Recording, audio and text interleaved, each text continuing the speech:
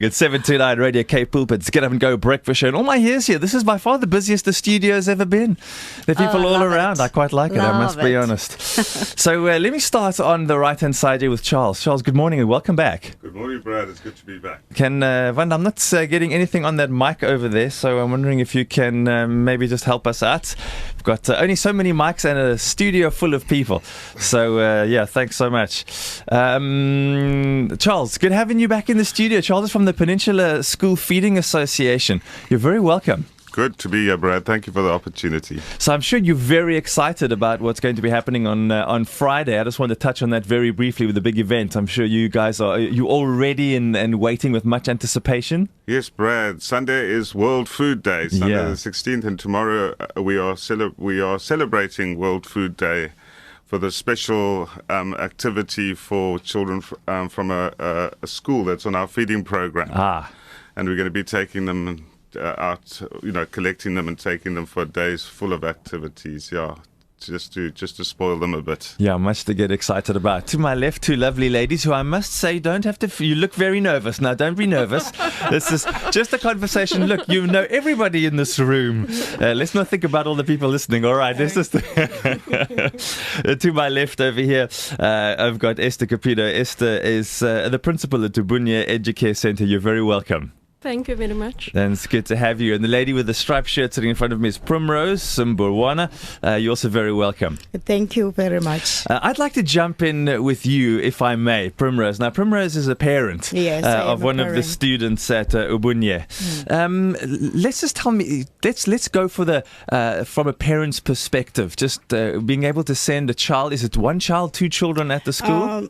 Apparently, it's two. Oh, yes? The first one, it was 2011. Yes. Then the second one, it was last year. Uh-huh. Then for me, it was a great opportunity to take my children to Ubunye. Yeah. Because I was an unemployed parent. So there were no fees. You just pay the 50 Rand contribution. So for me, it was a great opportunity. I was just have to bath the child and take the child to the school. And they would get food there? Yes. In the morning, they get the porridge, and in the afternoon, they get the lunch.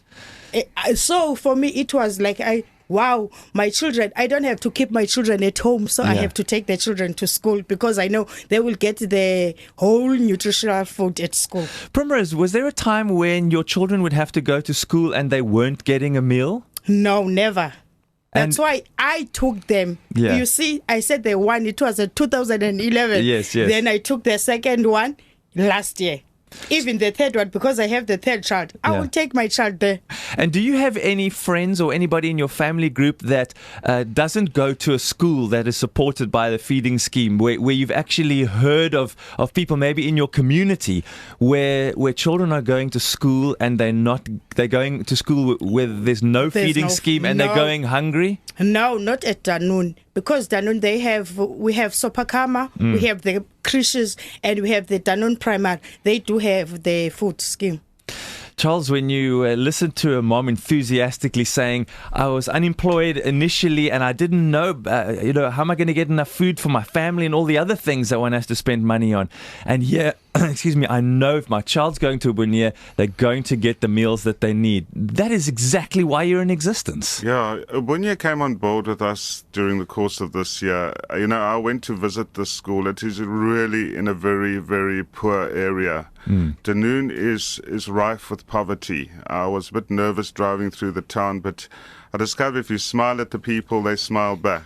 Yes. And when I got to the Ubunye Educare, it was like a haven of peace, security, and just a wonderful, wonderful atmosphere at the school. And I went there to see our feeding program in action. And as usual, the faces light up when, I could smell the food as I arrived. They do a very good job preparing the food at that school. And I was blown away with how excited the children were. They said grace, there was prayers before, and they thoroughly enjoyed our meal. And, that really touched me. And I think that's what PSFA strives to do, is to see happy children. I never post pictures of unhappy children. Yeah. I like to see smiling children. That's what I saw at Ubunye Educare. And with full tummies. Now, just Yes. staying with the Peninsula feeding scheme,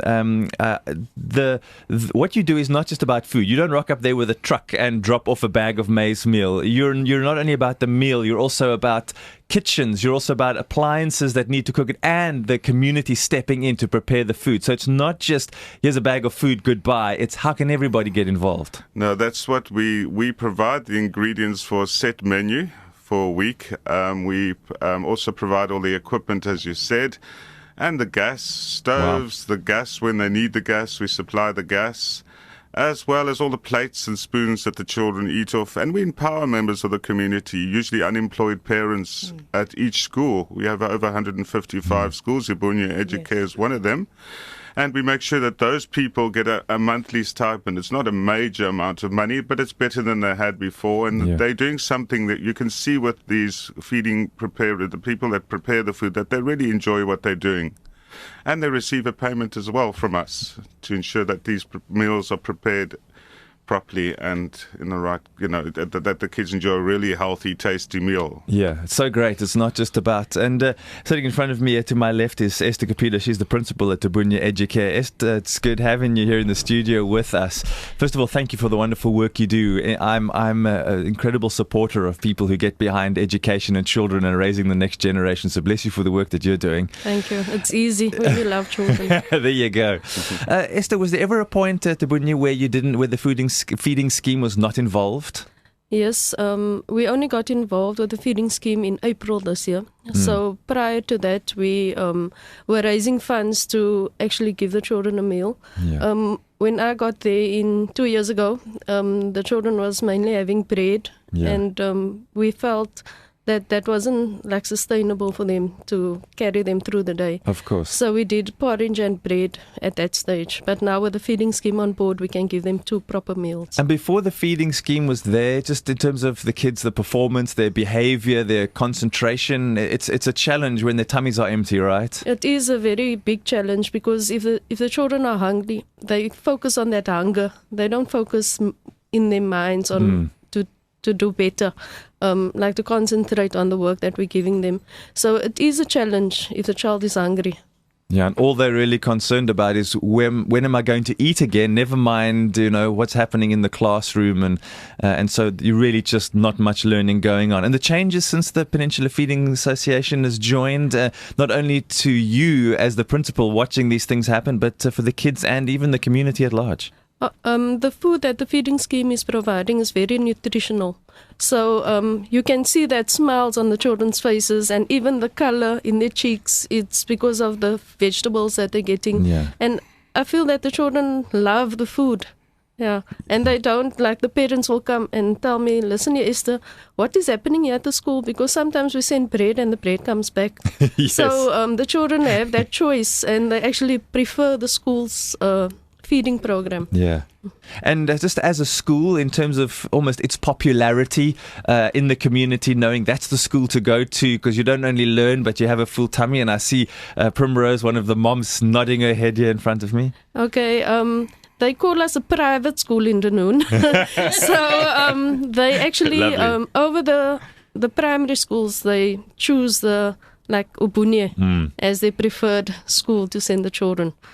Yeah, and I just want to ask you again, Primrose, just being able to see your children flourish because their tummies are full, that must be a wonderful thing as a mom. Yes, it is. And the other thing that I took my children to Ubunye is that I know it's the foundation phase and they focus only in grade art. So for me, I want my children to grow up with a better education. So I said, let me take my children to this school. Yes. And really, as Esther said that we said it was a private school. Yes, we saw that. Yeah, wow, that is a private school because we never saw the Educare that will give our children food. So we said, I'm taking my child there. That's wonderful. I love these stories, Charles, and I'm sure it warmed the cockles of your heart as well. At the end of the day, this is what we want to see. It's not only about it's about doing your job, but it's about serving a community and seeing. I mean, where the mom is so enthusiastic. I love that. That's very important. If mom's happy, then we know the children are happy at the schools that we feed at. But I'd just like to add that there was we rely on donations from the corporate sector and trusts and individual people. And there was a company called Thomson Reuters that came on board, and they're sort of like a mass media and information firm. And they were looking at schools. They wanted to get involved, the staff at this organization. And they chose Ubuntu Educare to go have a look at. We took them there. They were totally blown away with the school and our feeding program there and what Esther was doing. And they saw an interesting project there, gardening, that Esther was trying to get a garden going there. And wow, Esther. So the staff decided, okay, well, we're going to go out and raise funds so that PS to provide us with the funding to ensure that we can continue feeding these wonderful children at the school. And then the staff also got involved with a gardening project. And Esther informed me today that the garden is starting, and they delivered all the boxes where all the vegetables can be grown. Because the vegetables, a lot of schools have their own gardening projects. And the vegetables from those gardening projects complement our food, because we provide the very basic ingredients. And we always leave the school up to, to spice up the food and add various flavors and vegetables. So we're very excited that this is happening at Ubuntu, as well as the staff from Thomson Reuters are also reading stories to the children and getting very involved. They sort of adopted the school as one of their projects. And that's why, in celebration of World Food Day, they're sponsoring this event coming up on tomorrow. Yes. Fantastic. Let's talk about that. We have about a minute and a half together still here in the studio. Just tell us a bit about that event, Charles. Well, World Food Day itself started back in 1945 in America, and it's a time where people get together all over the world, and it just reminds us of hunger. World Food Day reminds us of hunger all over. Hunger is rife, especially in Africa and South Africa. As we all know, 3 out of 4 children in South Africa, Western Cape, go to school hungry. And Thomson Reuters decided they're going to now bus these children in. We spoke to the Century City Conference Centre. They're sponsoring the venue. So tomorrow we're collecting all the children at Ubuntu, 124 children, and we're taking them over to the Century City Conference Centre, where they're going to enjoy a luncheon, which we're sponsoring, as well as various other activities, face painting and magician show and a whole lot of other, and all the stuff of baked cupcakes for the children as well. It's going to be a great day. Yeah, and I think it's going to blow their minds coming out to this very state-of-the-art conference centre and having an absolute ball. And obviously various people are going to talk about World Food Day. Our director is going to be chatting, Petrina Paco. I think Esther's doing a presentation, and the staff are going to talk about the gardening project. So it's a real fun celebration. To all of the 2 lovely ladies for joining us. Thank you, Esther and Primrose. Lovely having you in the studio. Thanks for sharing with us, and well done on the amazing work that you're doing at your school. Charles, as always, great, and thanks for what you and your organization do to fill tummies and open the minds of the young ones and those in the community as well. Thank you, Brad.